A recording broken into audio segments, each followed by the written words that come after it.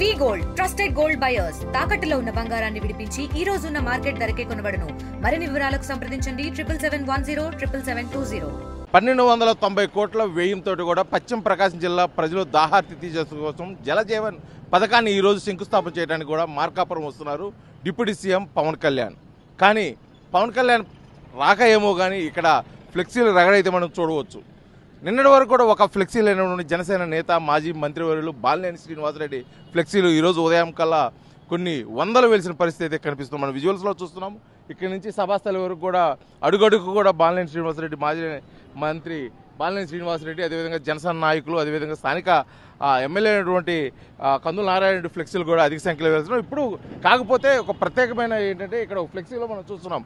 ఇక్కడ ఉత్తర ధ్రువం, దక్షిణ ధ్రువం అంటే మాజీ మంత్రి బాలినేని శ్రీనివాసరెడ్డి, అదేవిధంగా ప్రస్తుతం ఒంగోలు శాసనసభ్యులు దామచర్ల జనార్దన్, అదేవిధంగా ఒంగోలు ఎంపీ మాగుంట శ్రీనివాసరెడ్డి ఒకే ఫ్లెక్సీపై వెళ్ళటం కూడా ఇక్కడ పెద్ద చర్చనీయాంశంగా మారిన పరిస్థితి అయితే చూడవచ్చు. ఇప్పుడు మనం విజువల్స్లో చూస్తున్నాం.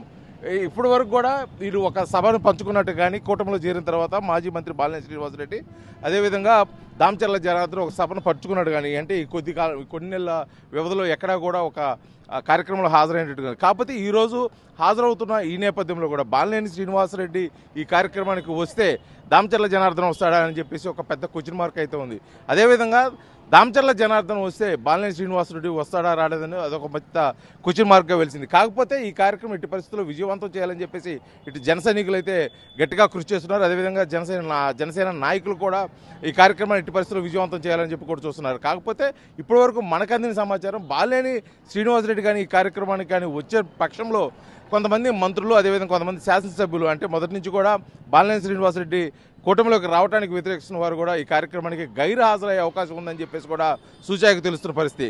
కాకపోతే ఇక్కడ మార్కాపురంలో వెలిసిన ఈ ఫ్లెక్సీలు వివాదం కానీ ఫ్లెక్సీల వ్యవహారం కానీ ఎంత దూరం వెళ్తుంది, అసలుకి ఈ ప్రోటోకాల్ రగడ ఎక్కడ ముగుస్తుందో కూడా మరికొద్దిసేపు అయితే వేయించాల్సిన పరిస్థితి అయితే మార్కాపురంలో ఉంది. వీడియో జర్నలిస్ట్ లక్ష్మణ్తో శ్రీనివాస్, RTV, మార్కాపురం, ప్రకాశం జిల్లా.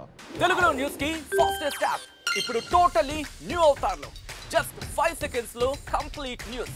సోషల్ మీడియాలో ట్రెండ్స్ కి one stop solution. Live TV app voice search option తో ఇప్పుడే డౌన్లోడ్ చేయండి లేదా అప్డేట్ అయిపోండి.